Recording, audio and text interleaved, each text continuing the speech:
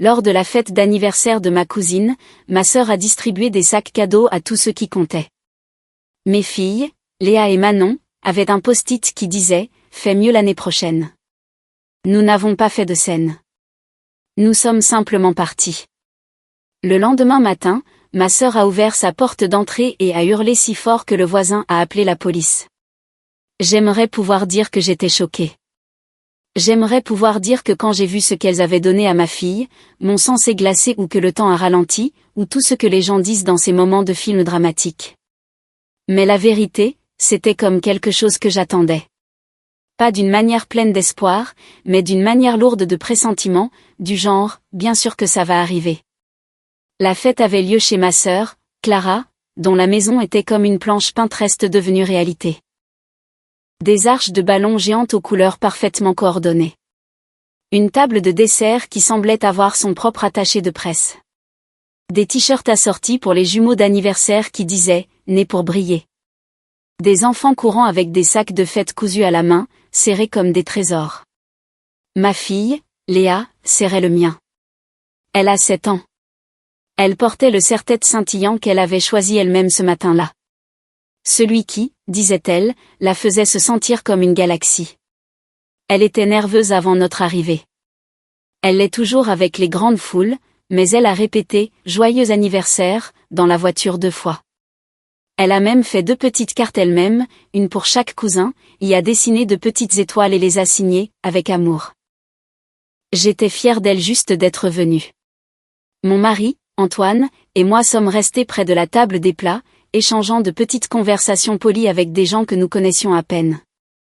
J'essayais d'ignorer à quel point ma sœur nous ignorait à peine. Comment ma mère me lançait ce sourire fragile qui disait « Ne commence rien ». Comment mon père hochait la tête une fois et retournait découper le jambon comme si cela nécessitait une concentration chirurgicale. Puis ils ont distribué les sacs cadeaux. Chacun avait le nom de l'enfant en lettres scintillantes, des animaux en peluche, des baguettes à bulles, des gourdes personnalisées, un petit porte-clés avec l'initiale. Un par un, les enfants rayonnaient et les déchiraient comme si c'était le matin de Noël. Puis ils en ont donné un à ma fille. Un simple sac en papier blanc. Pas de paillettes, pas de nom, juste un seul post-it collé de travers sur le devant. De la main de ma sœur, fais mieux l'année prochaine. Ma fille cligna des yeux comme si elle le lisait mal, comme si quelque chose à l'intérieur expliquerait la blague. Elle tendit la main. Un crayon cassé, une gomme usagée, une pastille de menthe emballée qui semblait avoir traîné dans le sac à main de quelqu'un. C'était tout. Je vis sa gorge se serrer. Elle me regarda. Je sentis ses petits doigts s'avancer vers les miens, comme si elle se préparait à quelque chose, comme si elle pensait avoir fait quelque chose de mal. Et puis vinrent les rires des adultes. Ma sœur rit la première, ce rire aigu et strident qu'elle fait quand elle veut que tout le monde sache qu'elle est à l'origine de la blague. Elle fait des siennes ces derniers temps, dit-elle, minimisant la situation comme si c'était mignon, elle interrompt, répond, pleure pour des petites choses. C'est juste un petit rappel à l'ordre. Ma mère gloussa. Honnêtement, c'est bon pour elle. Tu la couves trop. Même mon père grogna un demi-rire comme si tout cela n'était que maladroit mais inoffensif.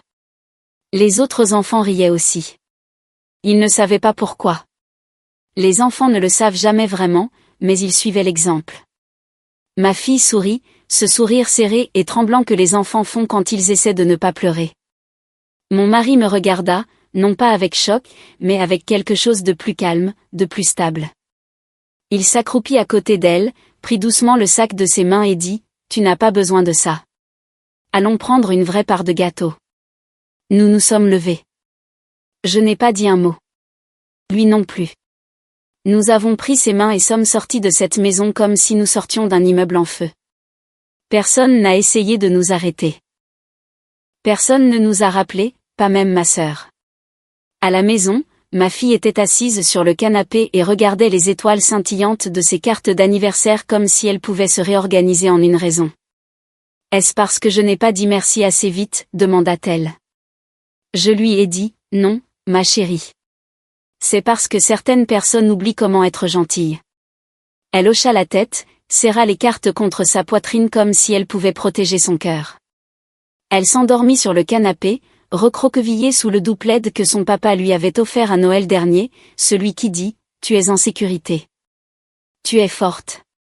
Tu es aimée. » Je me suis assise dans la cuisine pendant que mon mari faisait du thé. Aucun de nous n'a dit grand-chose. Nous n'avions pas besoin de le faire. Ce n'était pas nouveau, juste définitif. Après un moment, il dit « J'ai suspendu les paiements. Le loyer, la carte de course, le fonds pour l'électricité, tout. » J'ai hoché la tête.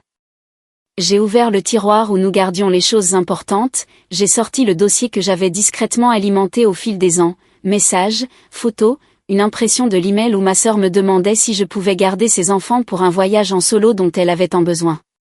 Les reçus d'argent, celui où j'avais couvert la taxe foncière de nos parents, et ils avaient dit « On te remboursera après la croisière ».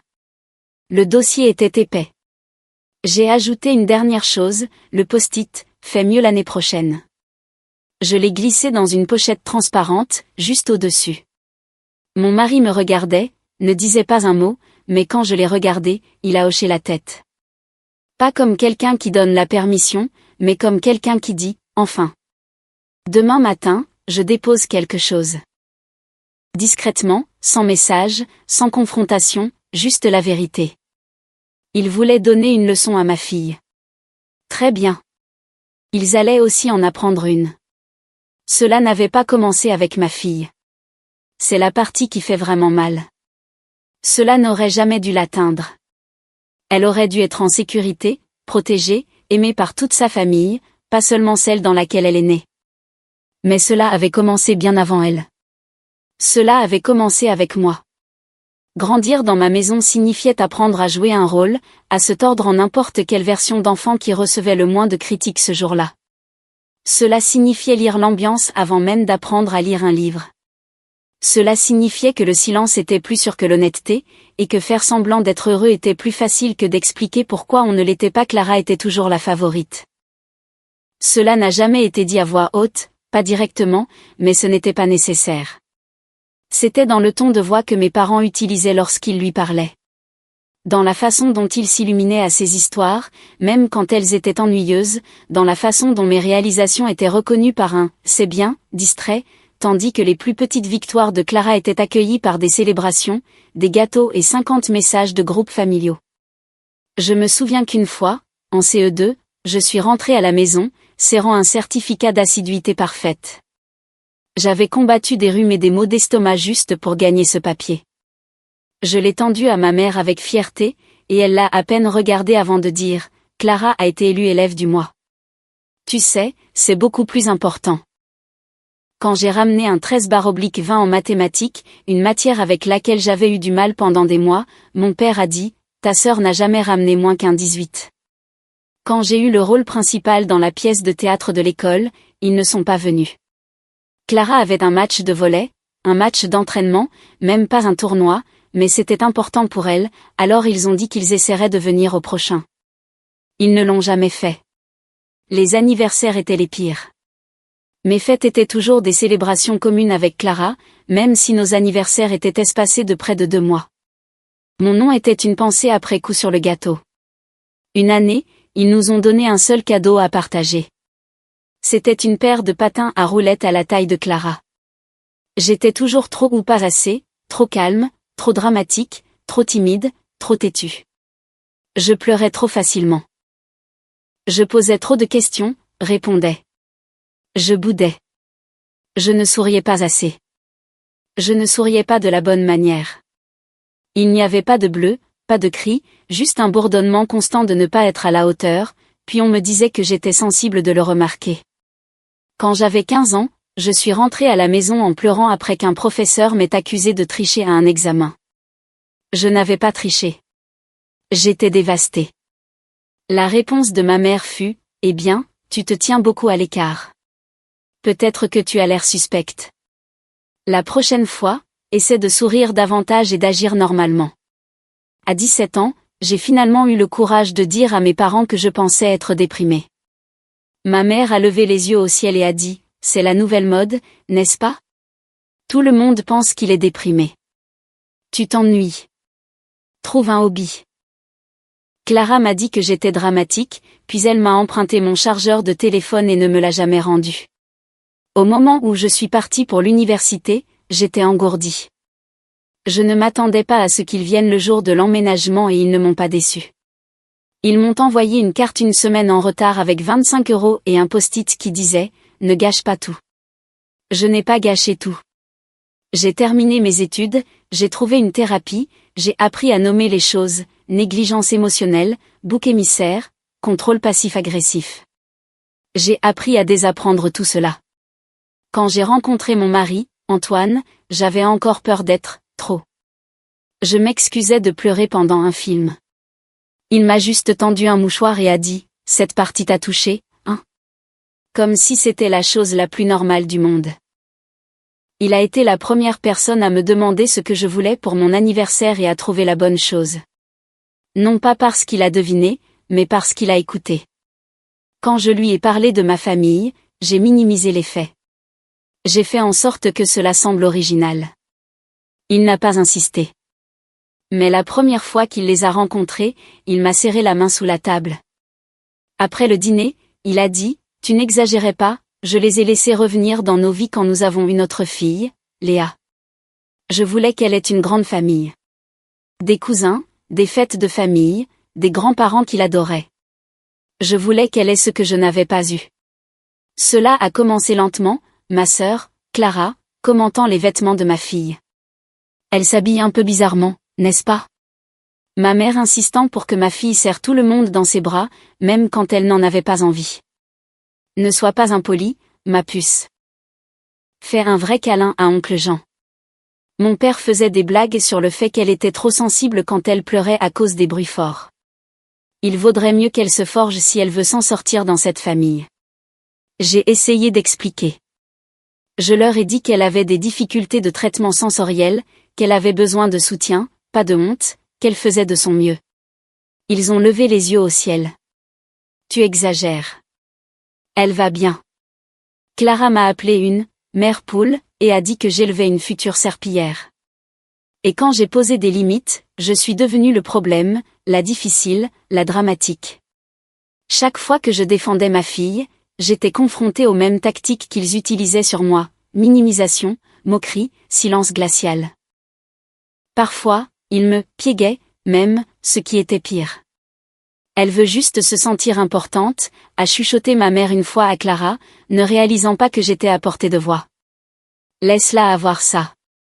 Comme si défendre mon enfant était une phase de caprice. Et j'ai laissé tomber.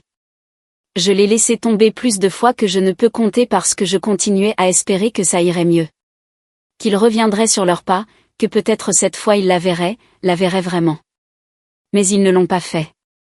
Ils se sont vus eux-mêmes, leur besoin de se sentir supérieurs, leur désir de maintenir la hiérarchie qui les maintenait à l'aise. Ma fille n'était que la prochaine sur la liste pour le même traitement qu'ils m'avaient donné. Seulement maintenant, je savais ce que c'était. Et maintenant, j'avais un choix. Je pouvais continuer à leur donner des chances, continuer à les laisser la briser petit à petit comme ils m'avaient brisé, ou je pouvais arrêter le cycle. J'ai choisi elle. J'ai choisi moi. Et demain, ils comprendront ce que cela signifie. Nous n'avons pas beaucoup dormi cette nuit-là. Ma fille s'est finalement endormie, ses doigts encore enroulés autour de la carte d'anniversaire qu'elle avait faite pour ses cousines. Je suis restée sur le canapé, regardant le curseur clignoter sur mon écran comme s'il me mettait au défi de terminer ce que j'avais commencé. À 4h07 du matin, j'ai envoyé un email au propriétaire, celui qui gère le duplex où vit ma sœur. J'ai expliqué que je ne paierais plus le supplément mensuel sur lequel nous étions tombés d'accord. Cet arrangement était officieux, mais le propriétaire connaissait mon nom, savait que le loyer venait toujours de notre compte.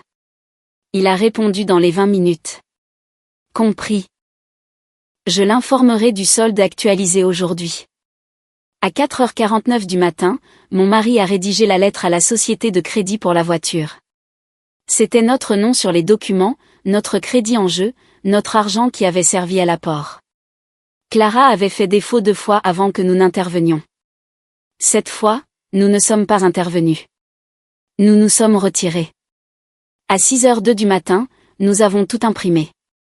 Message, email, capture d'écran de messages de groupe où ma fille était qualifiée de difficile, où Clara écrivait « Elle va être exactement comme sa mère, trop sensible et épuisante ».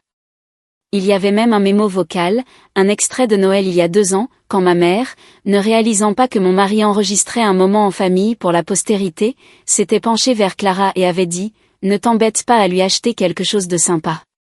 Elle n'apprécie jamais rien de toute façon. » Il parlait de moi. À 7 heures du matin, tout était dans le dossier, étiqueté, annoté, lié avec un ruban cramoisi que j'avais trouvé dans le tiroir à bric-à-brac, un ruban d'un des anniversaires des enfants de Clara. Je n'avais pas prévu cette partie. Ça semblait juste. À 7h30, nous nous sommes rendus chez ma sœur. Pas de mots, juste l'enveloppe. Mon mari l'a délicatement placée sur le paillasson. Nous avons sonné et sommes partis. Nous étions à mi-chemin de la rue quand nous l'avons entendu. Le cri, sans retenue, un son qui s'est arraché d'elle comme s'il avait vécu dans sa gorge pendant des années. Je ne me suis pas retournée. Mon mari a serré le volant plus fort, et un instant, il a souri. Plus tard, j'ai appris que le voisin était sorti en robe de chambre, pensant que quelqu'un avait été blessé. Il a appelé la police quand il a vu Clara sur la pelouse, le visage rouge et affolé, serrant le dossier comme s'il était radioactif. Quand les agents sont arrivés, elle a essayé de leur dire que c'était du harcèlement, que sa sœur folle essayait de détruire sa vie. Ils ont feuilleté le dossier. Puis ils lui ont calmement dit que c'était une affaire civile. Rien d'illégal, rien qui vaille la peine d'être amplifié. C'est la vérité. À midi, mon téléphone avait explosé. 38 messages de ma sœur. Les premiers étaient des diatribes en majuscules. Qu'est-ce qui ne va pas chez toi? Tu trouves ça drôle? Puis est venue la culpabilité. Nous sommes une famille. Tu ne peux pas nous faire ça. Puis les supplications. S'il te plaît, tu ne peux pas arrêter de payer comme ça à cause d'une blague. Puis les menaces. Si tu ne retires pas ça, tu le regretteras. Ma mère a appelé 4 fois, a laissé un message vocal à la 3e. Tu es allé trop loin. Cette famille a toujours eu des problèmes, mais tu viens d'allumer une mèche. Qu'est-ce que tu veux de nous? Elle avait l'air plus en colère que désolée. Je n'ai pas répondu. Au lieu de cela, j'ai envoyé la version numérique du dossier à nos proches, mes tantes, mes oncles, mes cousins, sans commentaire, juste une simple ligne d'objet, au cas où vous vous seriez demandé pourquoi nous avons arrêté de venir.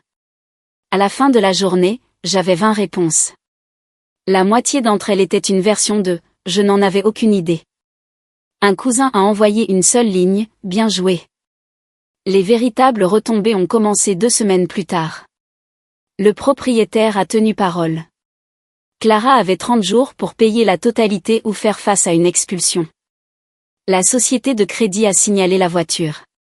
Ces retards de paiement ont déclenché un examen et elle a reçu un avertissement. Mon mari a souri en voyant la notification. Mes parents ont appelé mon mari. Pas moi. Mon mari. Elle ne nous écoutera pas, a dit ma mère. Mais peut-être qu'elle vous écoutera, vous. Dites-lui que nous sommes désolés. Dites-lui qu'elle n'a pas à faire ça. Il lui a dit la vérité, elle ne vous fait pas ça. Vous vous l'êtes fait à vous-même.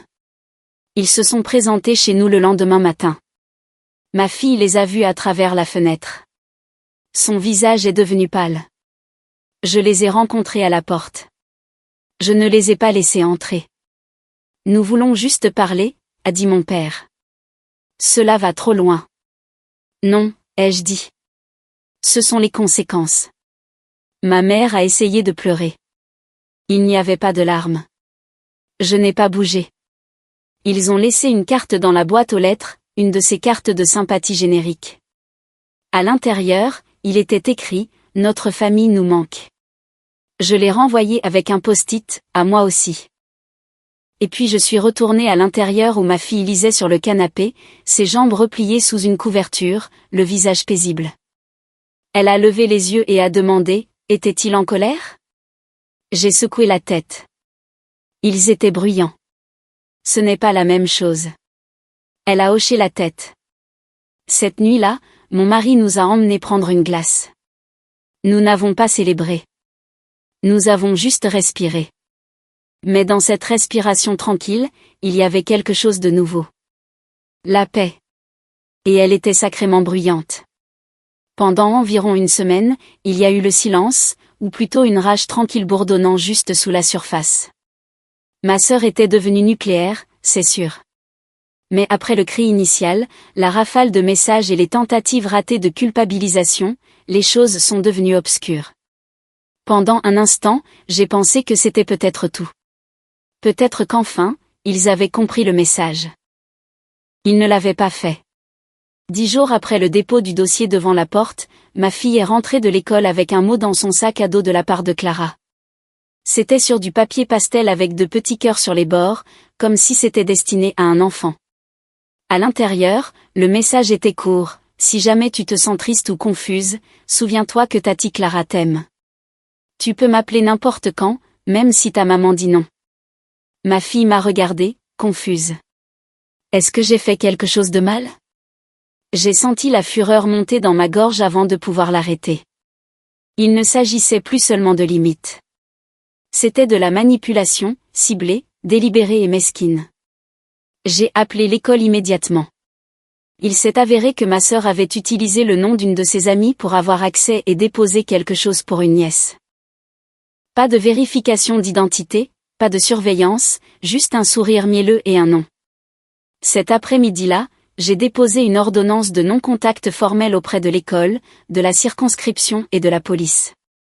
J'ai envoyé un avis de cessation et d'abstention à ma sœur et à mes parents. Mon avocat a envoyé un suivi. 2 jours plus tard, un faux compte a commencé à me taguer sur les réseaux sociaux, me traitant d'ingrate, postant des photos d'enfance floues avec des légendes comme « Certaines personnes oublient qui les a élevées ». Un autre message anonyme disait « Souviens-toi juste, les enfants grandissent. Un jour, elle saura ce que tu as fait. » Ce fut la fissure finale. J'ai tout envoyé à mon avocat qui l'a transmis aux forces de l'ordre. Ma sœur a posté un selfie en pleurs légendées, quand ta famille se retourne contre toi, déclenchant la parade de sympathie jusqu'à ce que la vérité commence à fuir. Discrètement, une tante, puis une cousine, puis une autre cousine. Des captures d'écran ont circulé. Des messages vocaux ont été rejoués. Les gens ont vu les preuves de la même manière que moi. Mes parents ne l'ont pas bien pris. Ils ont essayé de rassembler la famille élargie avec un appel Zoom d'urgence. Je n'y ai pas assisté, mais apparemment, quand quelqu'un a demandé pourquoi je n'avais pas été invitée à l'anniversaire de papy l'année dernière, ma mère s'est figée. Quelqu'un d'autre a demandé pourquoi Clara avait puisé dans le fonds d'urgence familial alors qu'elle était la seule à avoir un salaire stable. Un autre a posé des questions sur la fête d'anniversaire, si l'histoire qui circulait était vraiment vraie. C'était le cas. À la fin de l'appel, 4 personnes avaient discrètement quitté la réunion. Mes parents ont cessé de publier des photos d'événements familiaux. Ma sœur a supprimé son compte. Puis est venue la lettre, un truc désespéré et décousu de ma mère, écrit à l'encre bleue sur du papier monogrammé. La famille est compliquée. Nous avons fait des erreurs. Mais au final, nous sommes tout ce que nous avons. Ne punis pas tout le monde pour toujours pour un malentendu. Ta fille regrettera cette distance. Toi aussi. Je n'ai pas répondu. Au lieu de cela, j'ai encadré la lettre, l'ai accrochée à côté du post-it qui avait tout déclenché, fais mieux l'année prochaine. Puis j'ai aidé ma fille à accrocher des guirlandes lumineuses autour de son nouveau lit. Elle a choisi les douces, celles qui changeaient lentement de couleur, comme une respiration. Sa respiration avait changé aussi. Plus facile maintenant, plus douce, pas serrée et gardée comme avant. Elle s'était fait de nouvelles amies, 2 filles de la classe d'art, des âmes douces, curieuses et gentilles qui ne riaient pas quand elle avait besoin de se couvrir les oreilles ou de faire des pauses. Elle a commencé à dormir toute la nuit. Un matin, elle m'a dit, mon cœur n'a plus l'impression de vibrer. Je l'ai serrée si fort qu'elle a couiné. Et puis une dernière chose est arrivée. À la fin de l'année scolaire, sa classe a organisé une journée en famille. Les élèves pouvaient inviter un adulte à s'asseoir avec eux, à manger des gâteaux et à voir leurs projets artistiques. Elle m'a choisi, bien sûr. Son projet était une peinture, abstraite, tout en galaxies tourbillonnantes et en douces comètes roses. Dans un coin, Elle avait écrit en peinture noire, la sécurité vaut mieux que la grandeur. Sur le chemin du retour, je lui ai demandé si elle voulait s'arrêter pour une glace. Elle a dit oui. Puis elle a fait une pause. Maman. Oui, ma puce. Tu as fait la bonne chose. Même s'il te traite de méchante, même s'il ne nous parle plus jamais, tu as fait la bonne chose. J'ai cligné fort des yeux pour retenir la boule dans ma gorge. Merci, ma chérie. Ça signifie tout. Elle s'est appuyée en arrière dans son siège, souriante. Plus tard cette nuit-là, j'ai vérifié mes emails une dernière fois avant de me coucher. Il y avait un nouveau message de Clara. Pas de ligne d'objet, pas de salutation, juste 6 mots, es-tu heureuse maintenant? Tu as gagné. Je n'ai pas répondu. Je n'en avais pas besoin. Mais elle avait tort. Je n'ai pas gagné. Je suis partie.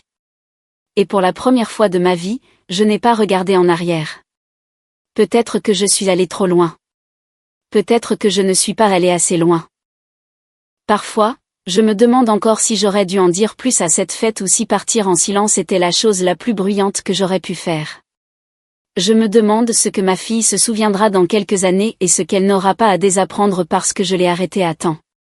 Mais maintenant, je veux vous demander, si c'était votre enfant, auriez-vous fait la même chose? Seriez-vous parti? Auriez-vous riposté plus fort? Auriez-vous laissé tomber? Dites-moi dans les commentaires ce que vous auriez fait. Ai-je fait la bonne chose ou ai-je dépassé les bornes?